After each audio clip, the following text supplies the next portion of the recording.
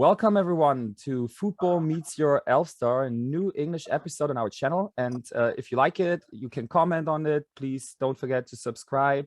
And we will provide you even after the season, in the off season, occasionally with some videos on this English platform.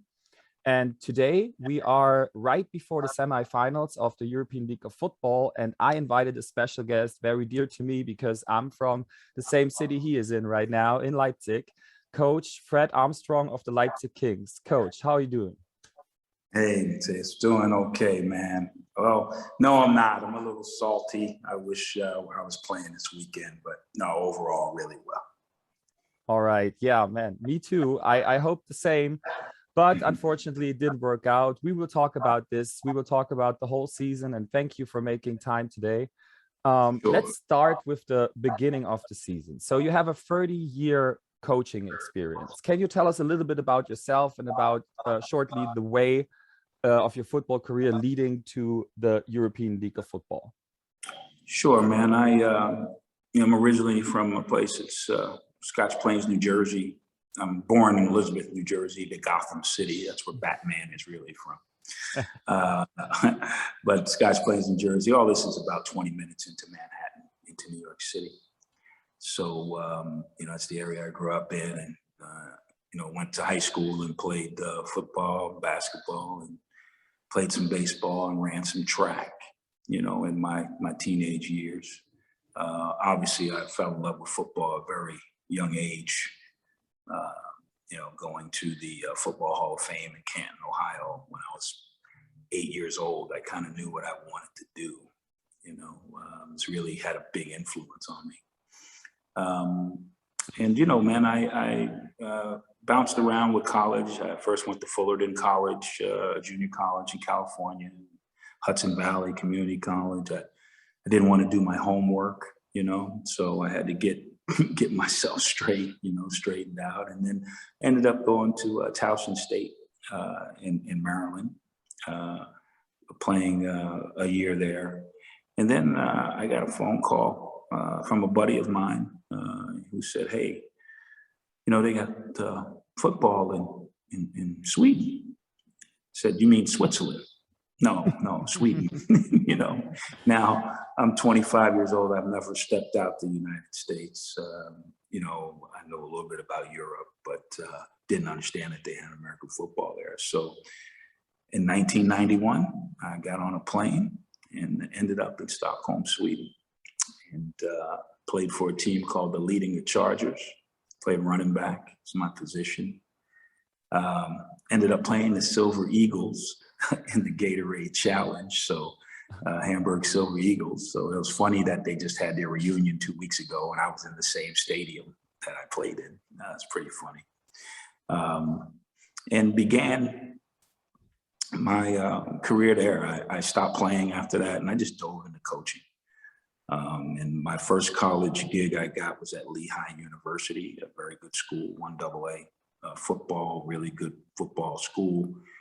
And the following year, I was able to be a head coach in Sweden for the team called the Solna Chiefs, which was at that time a Division I team, and then you have to win in order to go up to the highest league.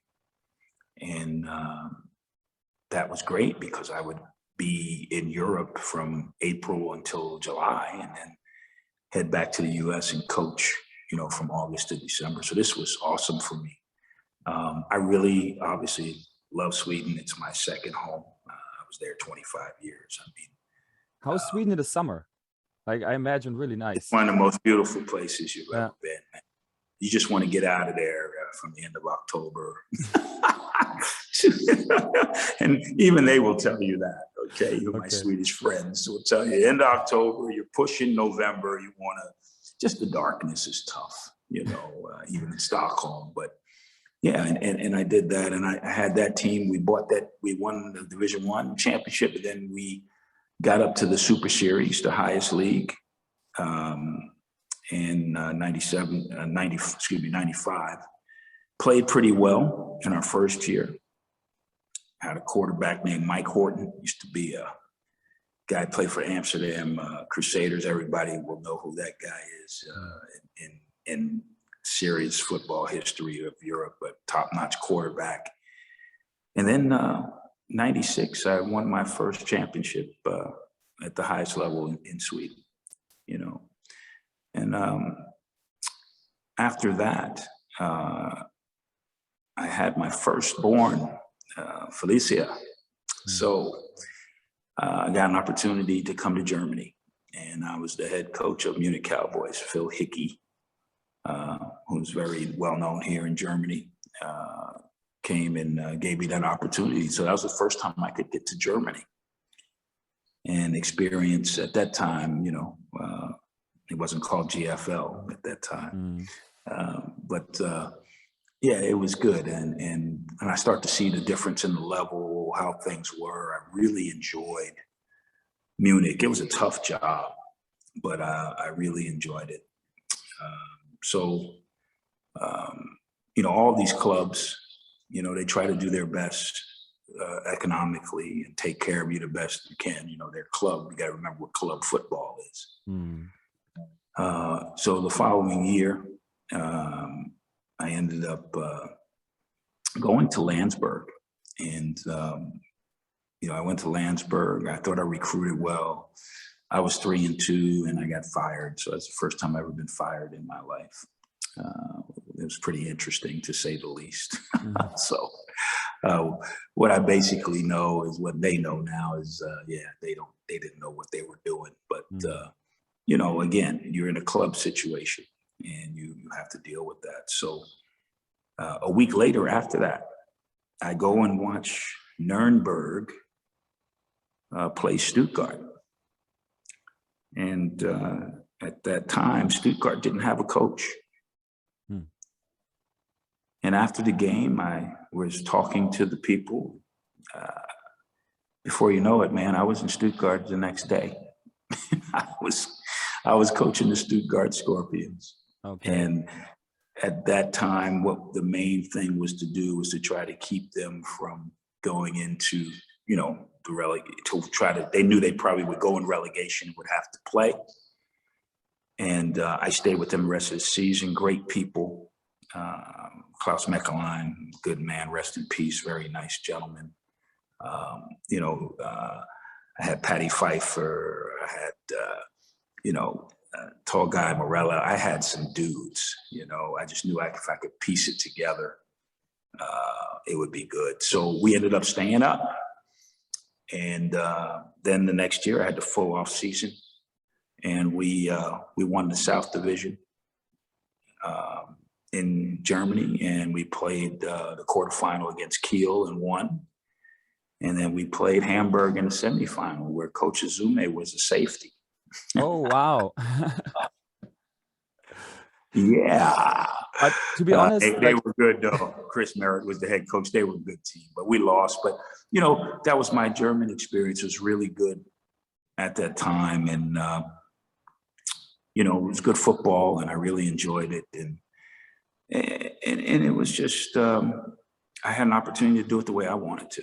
And I think that's important. As a head coach, you have to try to find your niche, or what you like. How do? You continually learn from people, but you have to set a course on your own on how you want a program to be ran. So I got a lot of experience early doing those type of things, no doubt. Okay. And I mean, you had other coaching situations like after that, but also in the NFL to be mentioned. But yeah, can you comment? Yeah, I mean, sure. In 2006, I had the opportunity to have a summer internship with the Giants, assistant running back coach. At that time, the running backs were Tiki Barber, Brandon Jacobs, and Derek Ward. And, you know, it was just a great experience. I had Coach Coughlin as the head coach, so I learned a lot from Coach. I think until you go into camp, you don't really know how the NFL works till you get into camp and you see how things are done and, you know, how things work. Coach Gilbride, Kevin Gilbride was the OC at that time. Kevin shared a lot with me I learned a lot from Kevin. John DeFilippo, who's now with the Chicago Bears, but was also with Minnesota and Philly. John was there at that time as a quality control guy. So I still stay in touch with those guys as of today, staying in touch. So the learning curve for me went on a different level because I love pro football. I think it's the hardest game in the world, it's just great athletes. You have to be a great athlete to play NFL football. So I think all these experience, they sound like you learned a lot, also like what's important in pro football. And I think these qualities you learned over the years were very necessary this year because when the Leipzig Kings were founded, I would say, Coach Azuma said immediately he anointed you as the coach or Commissioner Azuma, I have to say. In Germany, he's sometimes like famous as Coach Azuma. He anointed you as the coach of the Leipzig Kings because also you are a builder and you can build something up from the ground and have a very human side to negotiate and to talk and communicate, especially with players. So can you give us and the audience of football a little timetable and also about the struggles, especially in the beginning? Because I think many people don't realize how short of preparation you had to build a whole franchise, Well, the national team experiences I had with Austria, with Sweden, with Czech Republic, all those things had to be done quickly, really fast. So you those experiences that you went through and you're trying to start because they were all starting. The Austrian national team was starting from scratch, and so was the Czech national team starting from scratch. So I felt like, man, and then with Solna, we did the same thing in Sweden on the highest level. So, just being around programs and seeing what works and what doesn't work and talking with other coaches and, there is no blueprint, there's just ideas. So with Leipzig, I got the call on April 2nd, and never forget the day. It was with my wife, Darlene, and, Patrick asked us to talk about it. I said I needed some days to really think about it. I think the thing that was intriguing for me, currently at that time, I was the offensive coordinator for the Stockholm Mean Machines, which I used to be the head coach for in 2002 to 2006. From 98 to about 2004. And my guys who are coaching it now, Frederick Pillbeck and Raina Vasanoia and all those guys, they played for me, but I had an opportunity to go back. They brought me back, and it was a very comfortable situation. Nice to be back in Stockholm. The season in Stockholm ends in July. You can get back. I thought, okay, being a head coach again, do I really want to do this? Because it's a lot. And that was the question. And me and my wife sat down and she says, you love to build. This would be from scratch, and that's why I took it. So I take this on the 7th of April, and I get my first contact with my buddy Bjorn Schultz, our GM. We don't know each other at all. We're trying to figure this thing out. And we get together, and it's been good ever since, man. We just started to chop wood. Bjorn would take care of, the things here in Leipzig. He's very well known here.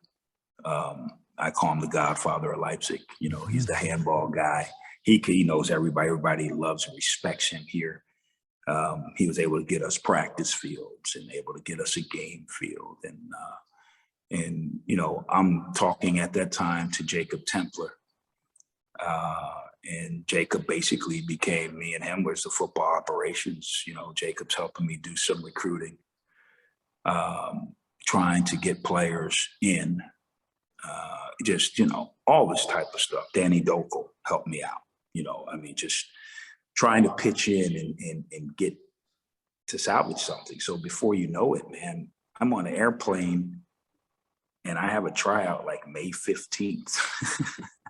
The season starts June 15th, I believe, you know. So I finally get to Leipzig. I see where we're going to be, and I have a tryout, and Azuma comes down for the tryout. And after the tryout, I go to myself, okay, you know, I saw 150 guys and maybe 5 guys with GFL 1 experience. So, you know, I don't understand how the league is going to be. In my mind, I do in a little bit, meaning that, you know, you're going to have a lot of, when you play Hamburg or Warclaw or any of those guys, they're going to be already established. You know, you're going to be brand new. You know, how do you try to catch up to a certain degree, to some degree, to be able to play?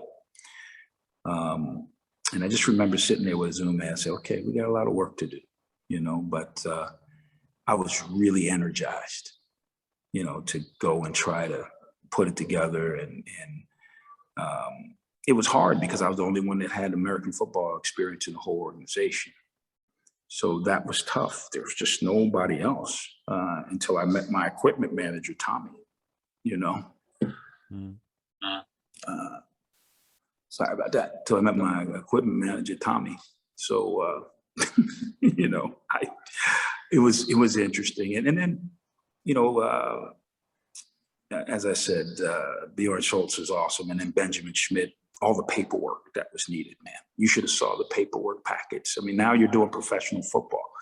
It's different. It's not like the little club thing that we used to do. You get a license and you sign it and we're done. No, it's a lot of paperwork for guys, making calls and just doing everything that I possibly could do to get a team together.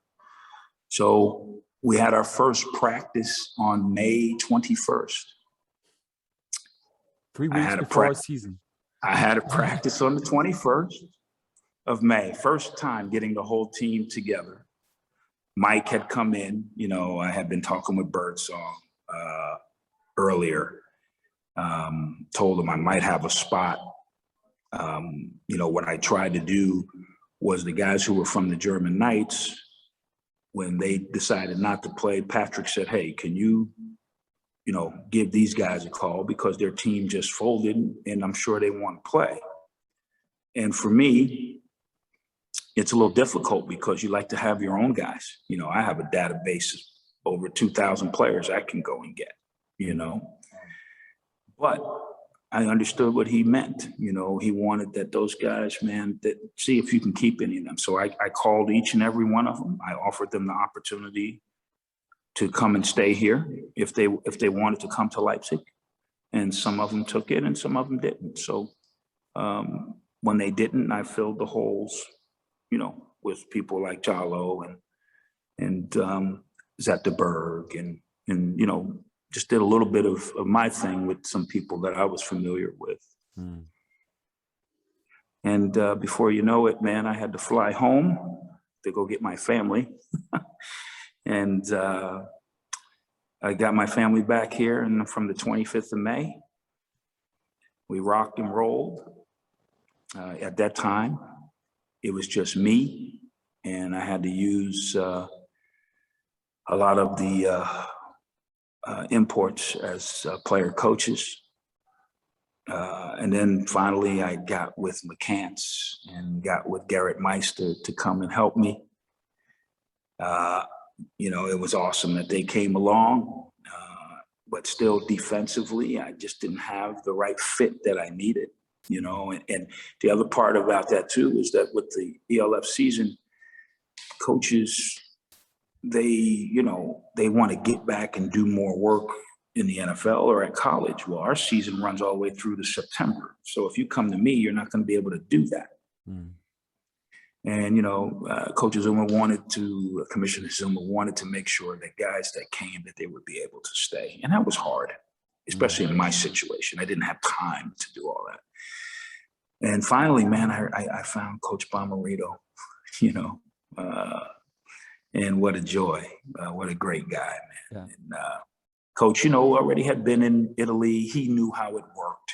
And that was the other thing that was important with this was the import players. You wanted to see how many you could get that already played in Europe or understood where they were at, And I had a lot of talks with Anthony Dudley, me and Anthony and Templar and Dokel, and we just chewed it down, good, bad, or indifferent. The talks we had to try to get to the field with the team. And I can remember the first day, and I have the picture of it, just the first day of when we finally have everybody there, and it's like, wow, and we started coaching. And I got my equipment, my helmets 3 days before the Berlin game. We put it together, we worked hard. And I think I got relieved from the time the kickoff happened in Berlin. I was like, wow, really gonna play. And this is through COVID, through all the craziness, that you just add that on, it's just it was murder, but we worked our way through it and got our equipment, got our field equipment, just, start chopping wood slowly and slowly. And to win that first game, wow, I think I was so exhausted, I couldn't even remember enjoying it so much, I'm sure I enjoyed it, but it's the first time in my career that I experienced some burnout, because it was hard. I was every phone call, it was tough, it was hard, but my guys, man, my player coaches at that time, and that's what they were. We're talking about Birdsong. We're talking about Kyle Kitchens. We're talking about Jonas Hagerup in the beginning. We're talking about Jallo. We're talking about Henrique, Dokel. I mean, all of these guys picked me up. They saw what I was going through on a daily basis to make sure they were good. Okay, because you had to deal with salaries, insurance, a lot of different things, that the guys need. I'm about my players first. Players come first. Without players, you don't play. It's just normal. And all players want is they want honesty, good, bad, or indifferent. They want you to be honest. And my guys, as we got to know each other, because we still don't know each other, there's a trust factor there that you have to earn. And I believe, that's what happened to us as we, as we started to go. We had the injuries there from Warclaw, and things start to go backwards. But before we go further into the season, I just want to mention, thank you for saying all of this, because it sounds to me that especially in Leipzig, you had to be more than just a coach and coaching, and players had to be more than just players. They had to coach. They had to, I think Jacob Templer also organize stuff off the field, social media wise in the beginning. Yes.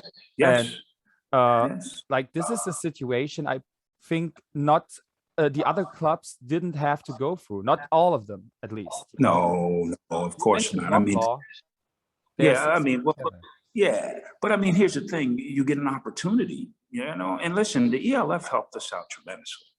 Okay, Frank Vendorf, Jana Mazu, and Commissioner Zume, they stayed with me daily on the phone, make sure, was everything perfect? Heck no.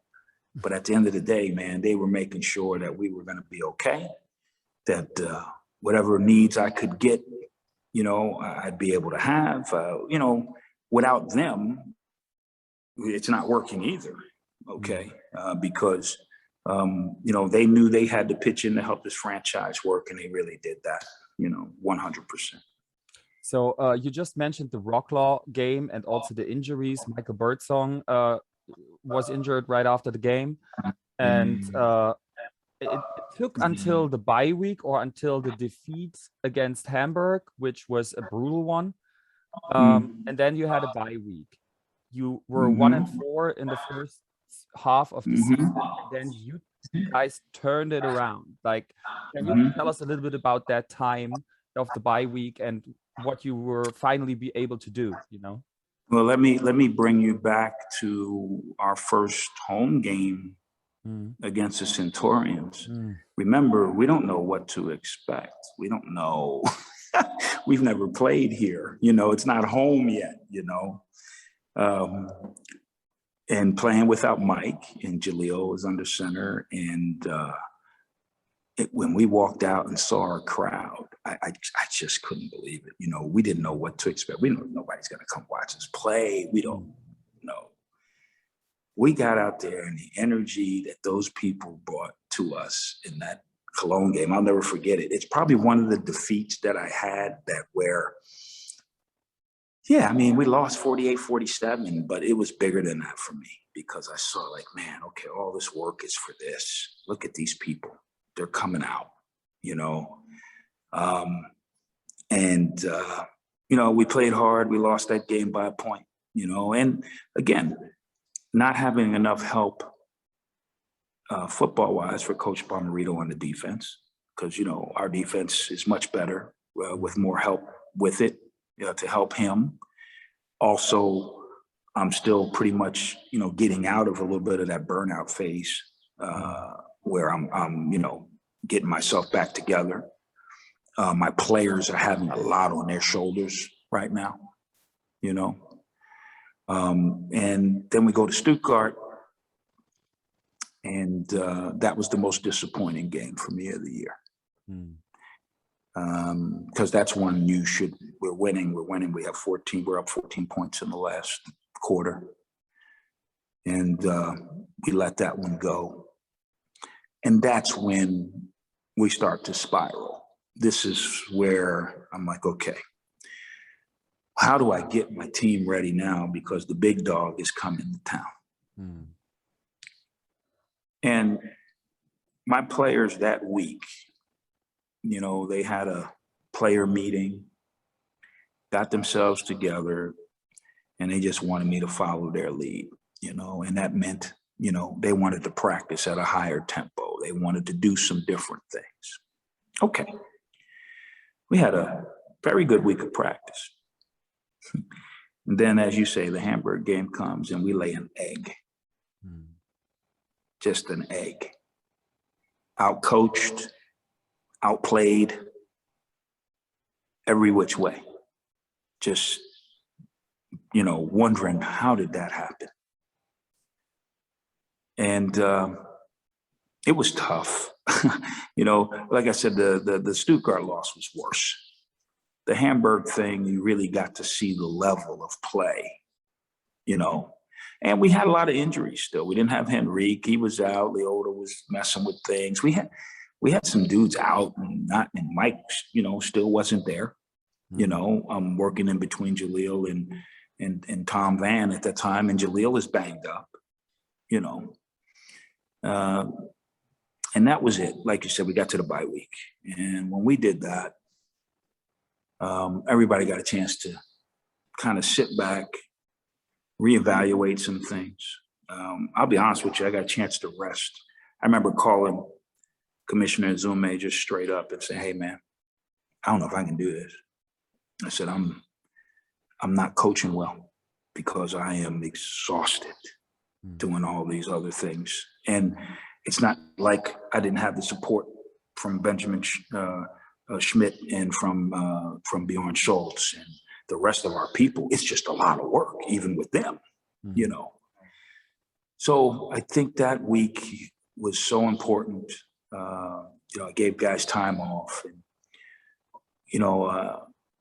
wanted to have a positive approach coming back. I took stock of things. I'm happy. Hey, we're playing. Leipzig has a team. Okay, we got great fans. If you're going to stay and watch us get our ass beat 55-0 and stay there and cheer us on after the game, there's got to be something special here. There has to be. Okay. That was unbelievable. The support was just unbelievable. People were still happy we had the team. So when we got back, I felt good. I started to get myself back on track. What was missing was structure on the field. And we needed to add pieces. We needed to get another offensive lineman. We needed that with Marco Gooding. And then we needed to get another coach to help with Coach Bomarito for defense. And getting those two pieces, Malik Jackson to help with the defense, and then getting Marco Gooding to work with us on the offense, really helped our team. Yeah, getting Michael back.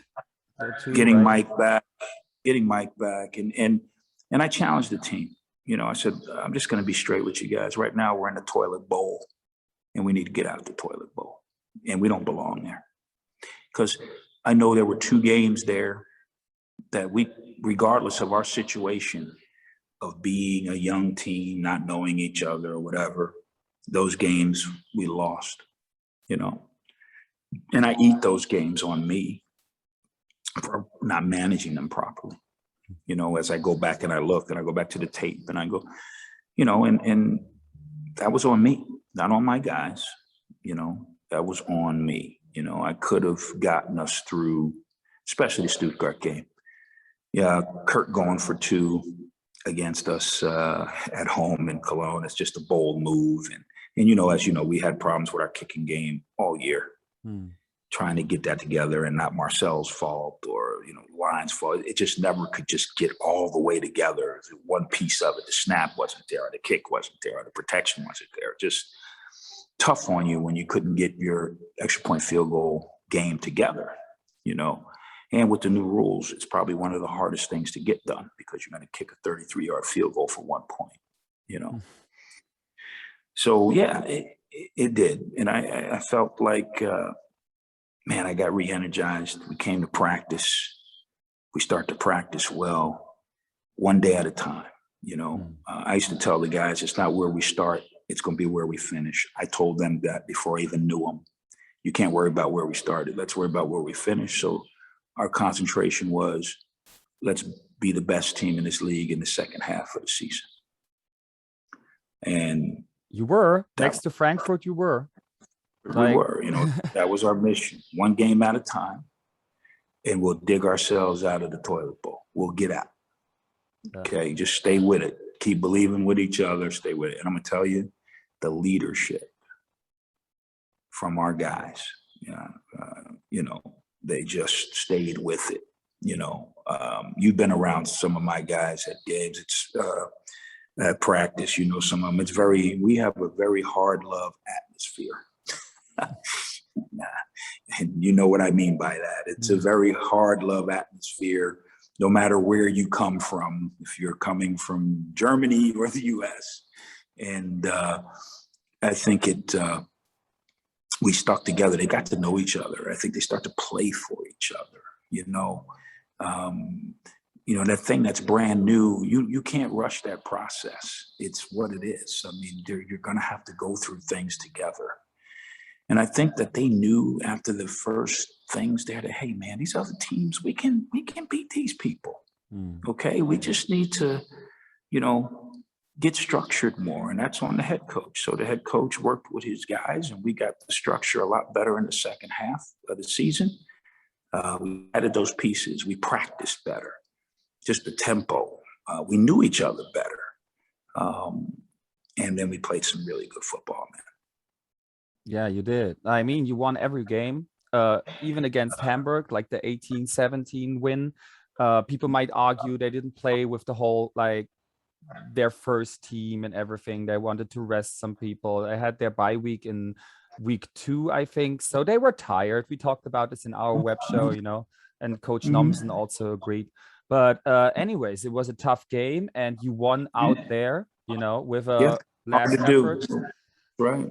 And then the Rocklaw game came, and unfortunately, it didn't go in the Leipzig Kings' favor.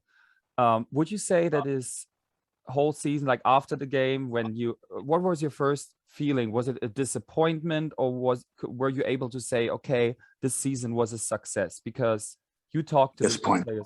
Disappointment. I was so disappointed. The reason why I was disappointed is because, you know, when we first played them, we played some good offensive football. We dropped 2 touchdowns against them in the first game. we still had our struggles on defense. Our defense played lights out against them, right? They got one touchdown they got from the 1 yard line off of one of our turnovers. Okay. The other was off of the punt that Templar had, where we ended up hitting one of our guys in the helmet, so we didn't flip the field position. Okay. And we got 2 turnovers from them. Yeah. They did a good job against us defensively. And I was disappointed. Me and Mike, as you know, we run the offense, and we didn't get it done. And we had some drop balls and, yeah, some of those circumstances, but they had a good game plan against us. And, you know, you have to be able to convert. And we were missing Anthony too, you know. It's not like, you know, well, we're just missing Anthony. I mean, we missed Anthony.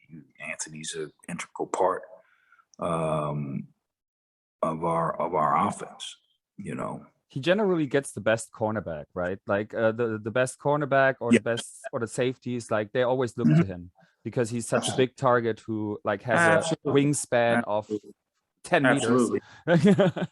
Absolutely. So we had young people in there. Niels Ballman has played great for us as a young kid.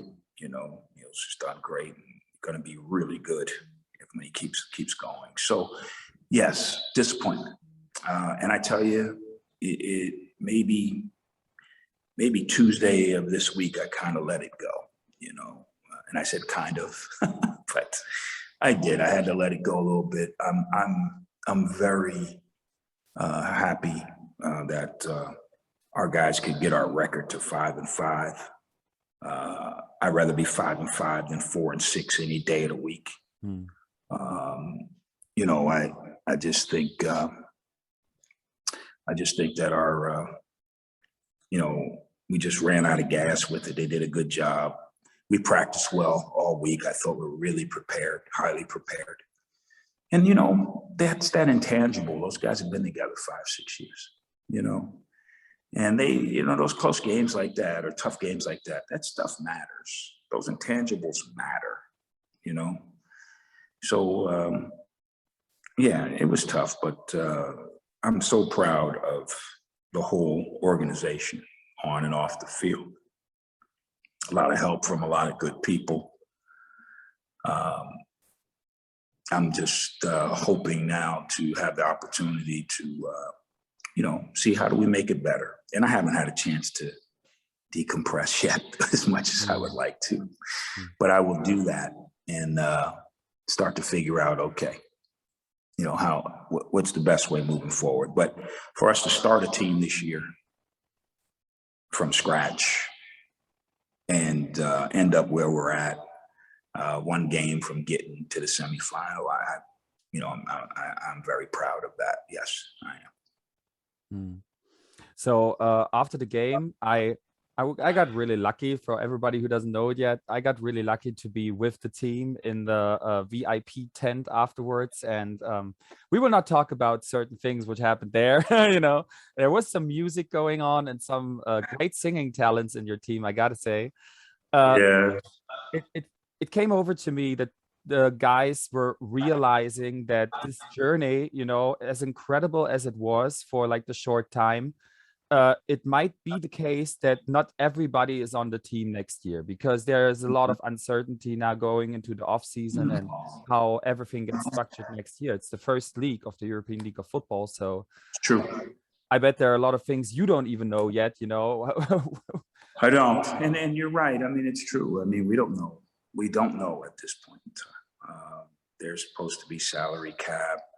There's supposed to be different numbers on A's and E's and, you know, homegrown players, you know. But as far as the G players are concerned, you know, yeah, you have your core of them, and it's like anything else. They have to come and earn their jersey again too, you know. So I think a lot of this should be cleared out in the middle of October, something of that nature. I think we are going to have some meetings with Commissioner Zume.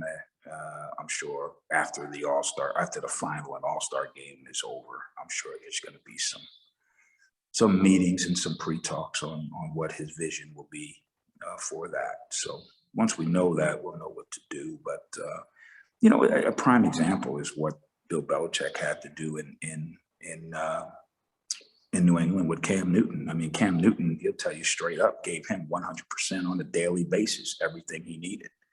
But he had to make a football decision and go with Mac Jones because Mac Jones is going to be his future. It's like that sometimes. It's like nobody did anything wrong.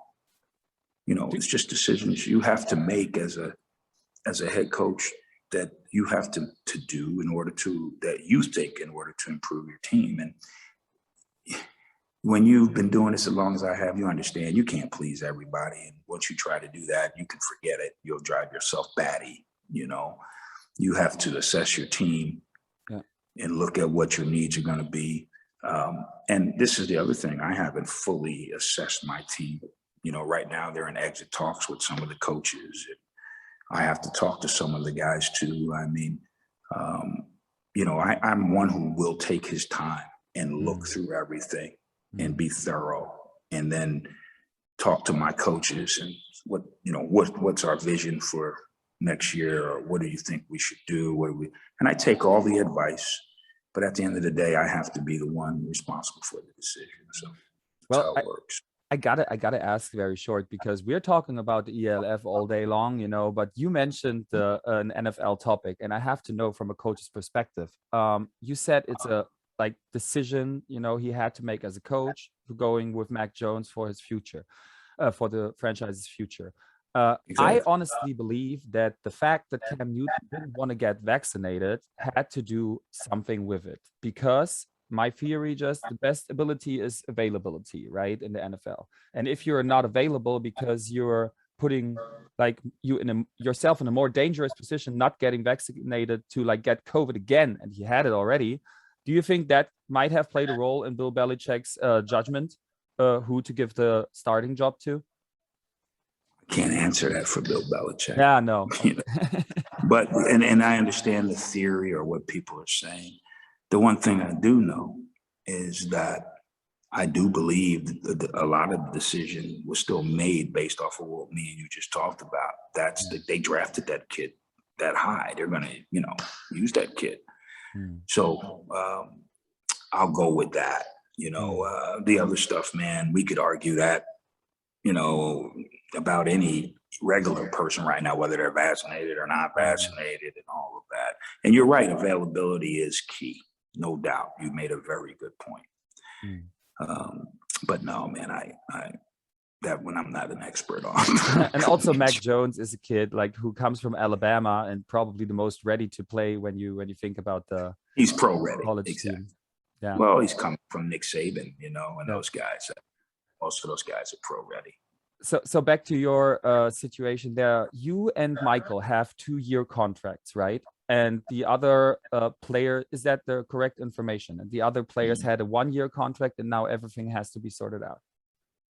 Yeah, what happened and occurred was that if I was going to take it, I just wanted to make sure I had a franchise quarterback with me, for that duration of time. And, our contracts are funny. I mean, they say we have to wait now. We don't know if we get new ownership or if our ownership stays.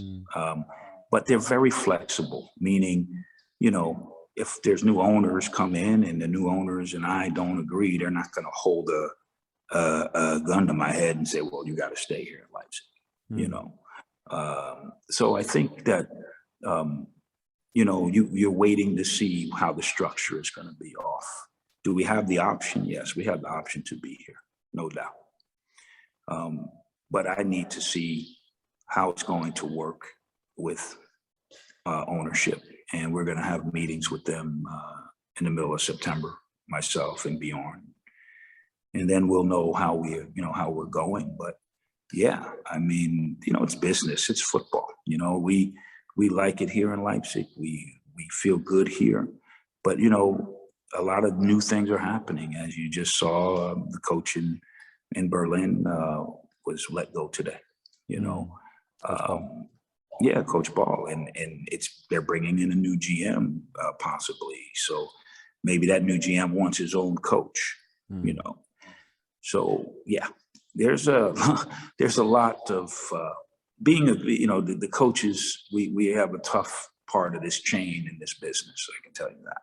Yeah. And so I would say there are so many uncertainties, speaking of today, so I would say we just, I give you another invitation in October or November, if you would like, Sure. if you have That'd more be to better.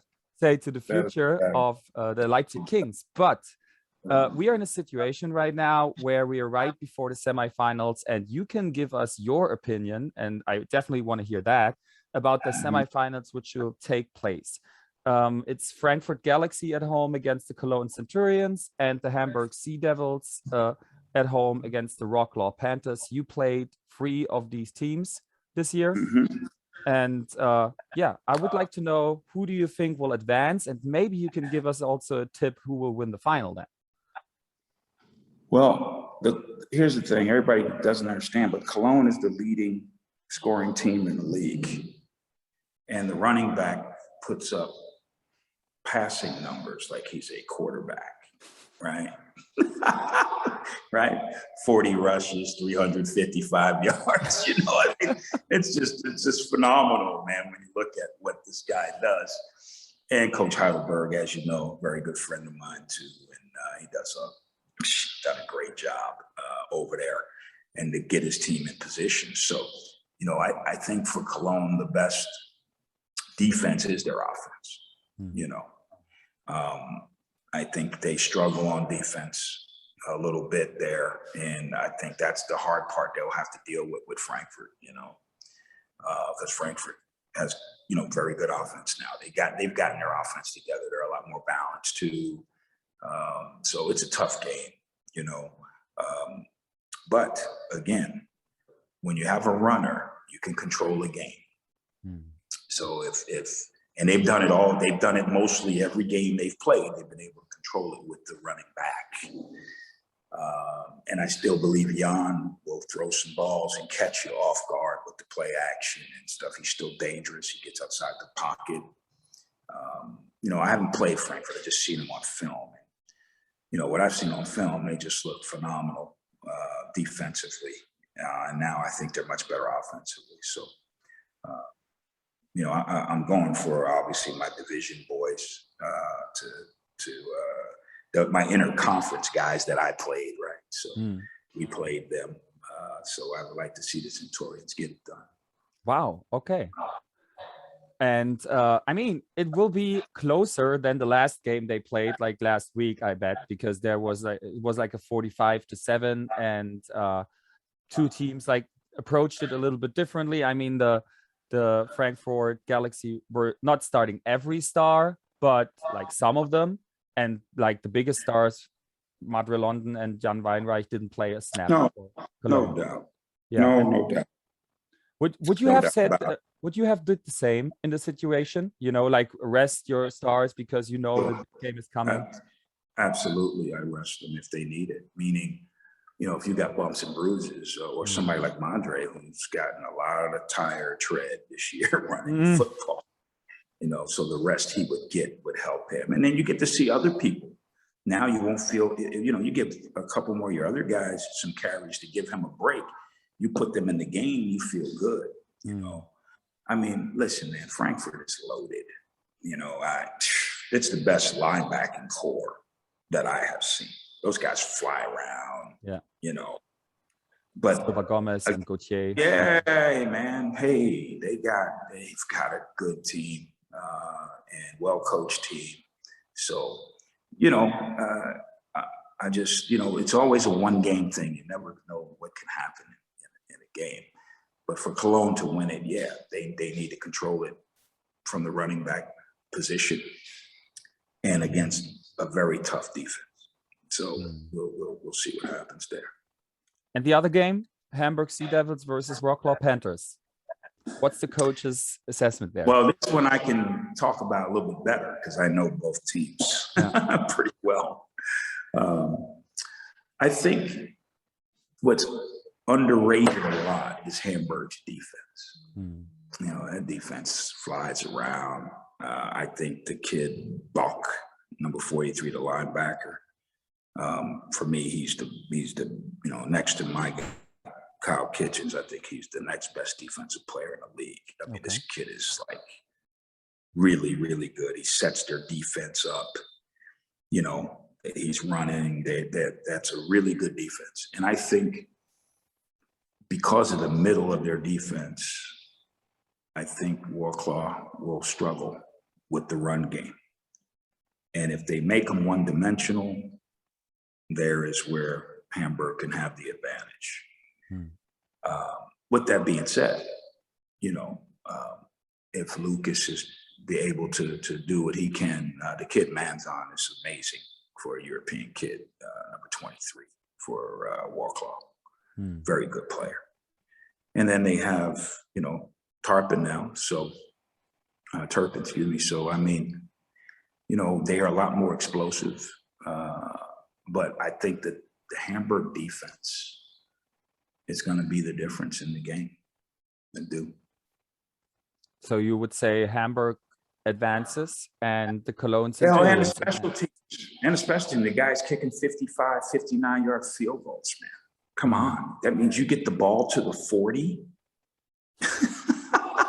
You know, or even the 45, and the guy's gonna go and kick for you.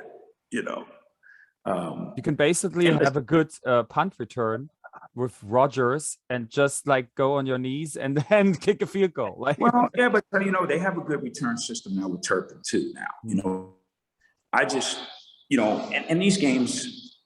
And then we always say every game always comes down to a lot. How many extra possessions can you get? So the turnovers are going to be like major for the game, right? Hamburg's offense right now, I'm not sure what's going on as far as the starting quarterback situation or that type of thing. But I tell you the one thing they were doing well before the last two games was they were running football well. And that's going to be key for them too, is being able to run the football. I think their running back was out injured. Xavier Johnson, he will come back. Right, he will come back. He can run too. So I think that's going to be extremely key. You know, so the special teams part, I have to give it to Hamburg. I mean, you know, they got the returner, they got the kicker. You know, and that in these type of games, that's, you know, you're going to need it. It helps with the field position, everything. Okay, I mean, the final exactly. It'll be interesting to see who gets there. You know, I'm not an expert guy like you know, Werner Meyer and Commissioner and all those guys who do analysis for football. I just want to watch the games and enjoy it. But those are the two teams I played against, and either one of those are going to represent our conference big time. You know, no doubt about it. All right. I would say we just let it with the predictions and everything from the final. We just let it stand like this. Because I also want to know, and we're almost at the end of our interview. Thank you for taking so much time. Thank you, man. I have like a couple of questions more, especially when we talk about the ELF and the success in this first year.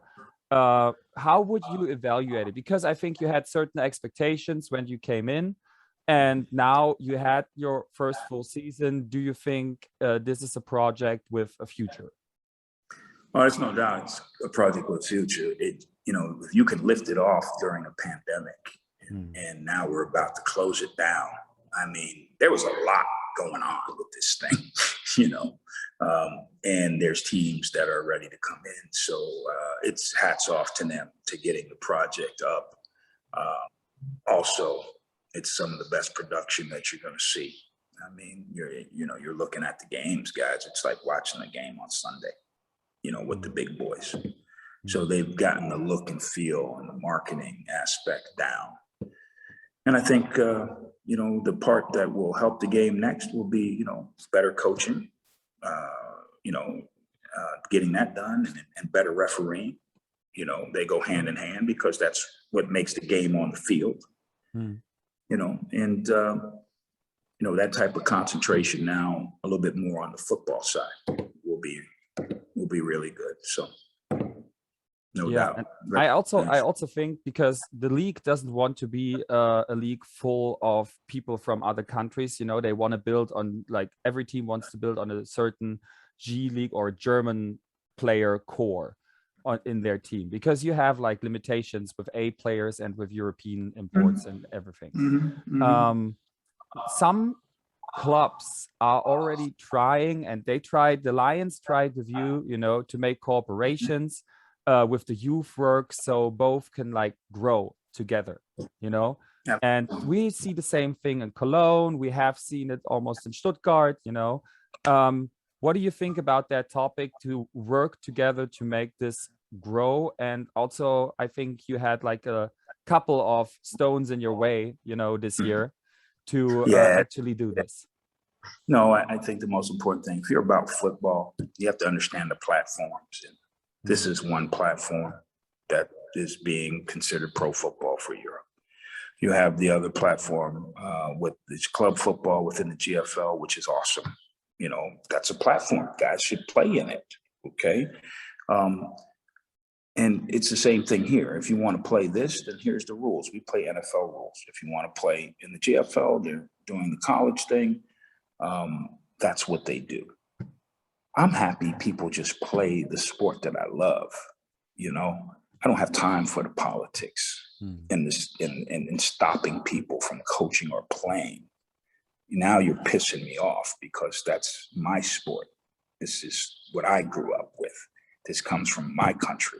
So there's no such thing as American football with a German twist or Swedish twist or Russian twist or Turkish twist. It's American football, and it needs to be played that way and set up that way. Players are allowed to go play wherever they want, because players make the game. Organizations are supposed to support it, not think they're running it over. And that's where you run into the problems. And I got to tell you, shout out to the Lions. I love the Lions. Okay. I love what they stand for. I love they stood up with us to help us with some things. Just awesome. And, you know, I hope to meet the Hawks. I'm not upset at the Hawks. The Hawks took another approach. They're doing football. I'm happy that they have football, and they're teaching kids, and they're working. If you're not about the football, I'm not the one to talk to improve the football in this area. Okay. What the Saxony Verbund has done is incorrect with some of the coaches, some of the guys I have on my team. I think that's incorrect, to stop guys who want to help kids and help people get better and use their expertise because you don't agree with something. You know, your personal opinions don't matter. It's about the kids. It's about the people who play the game. So if you can't look at the big picture, then you really don't care about what happens with American football. You only care about your own interest. Okay. And I'm sure there were plenty of teams that lost other players to other teams nearby where I'm at. And no, it wasn't a problem then, but now it's a problem. So it's incorrect, it's wrong, it's false. And, you know, I'll speak out on it at another time. But right now, I'm all about the football in this area, and I look forward to help to try to grow the football while I'm here. Okay. Because you mentioned there will be teams added, do you know already some teams who might be added, or how many could it be? Nah? No, just the rumors like you do. Ah, you know? Okay. The rumors, man. You know, I have no idea. You know, we gotta stick to the rumors, but we heard rumors from like down south from Austria, and we talked to someone yesterday on our web show. Please check it out on the German channel. And the two Austrian teams, that would be really like an enrichment for the league, because I think like talent-wise, what did you hear anything about the Austrian football teams? Well, the rumors, I mean, those two teams are rumored, and it's no big secret, but I mean, they're great. Number one, they're great organizations. So, you know, you put those two organizations into our league, and it makes our league better, period. Yeah. Okay. Then we will finish this interview, or this Football Meets Your Elf Star episode, like we always do in our English interviews, with the quickie questions. I will ask you 10 quick questions, and you say like the first thing which comes to your mind. You better move quick. Battery's going. Oh yeah, we will do. It's 10 questions. We will do it very quick. So we start. Your favorite NFL team, coach? The Giants. The Giants. What does the coach want on his post-game pizza? Because the Kings had a lot of pizza after the games. Pepperoni. Pepperoni. Your favorite superhero? Batman. Okay. You will definitely have a Batman cape on the cover of that video. I will see about that. The Kings player with the biggest jump from like first week till last, if you would have to pick one. It's Niels Ballman. Yeah. Okay. Niels. Wide receiver. Yes. Your worst and your best moment in this season? Worst moment was losing to Stuttgart. And the best moment for us was winning in Hamburg. Okay. Your favorite running back in today's NFL? And today, it's Kamara, Alvin Kamara. Okay. Who is the best singer in your team? You know, this is tough, but I have to. It's between Kitchens and Leota, so I don't know. I'm gonna go with Kyle because he likes a little bit of that Motown thing. You know, so, okay. I'll go with it. A great coach has to be able to blank. Fill out the blank. Be flexible. A secret talent of mine nobody would guess is blank. Play the saxophone. Oh, really? Nice. Oh, I gotta hear that. And my biggest supporter this year, who I want to thank for everything, is Darlene Armstrong. I thank Darlene Armstrong too. Okay. Absolutely. Coach, thank you very much. Like always, the last words belong to you. You can say anything you want about this show, about your fans. And well, first of all, thank you for having me on football. Really enjoyed the show. Secondly, thank you, Leipzig King fans from all over Saxony, for your support.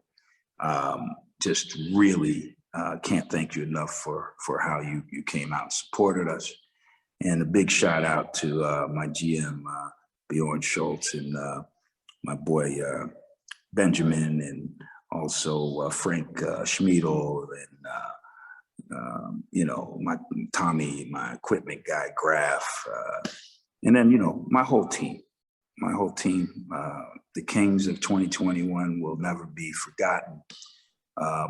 And the sacrifices made and everybody pitching in. So I do believe we're going to have some guys on the All-Star team. So once we know who those are, we'll get that out. And I'm just really pleased with the year here, man. Thank you.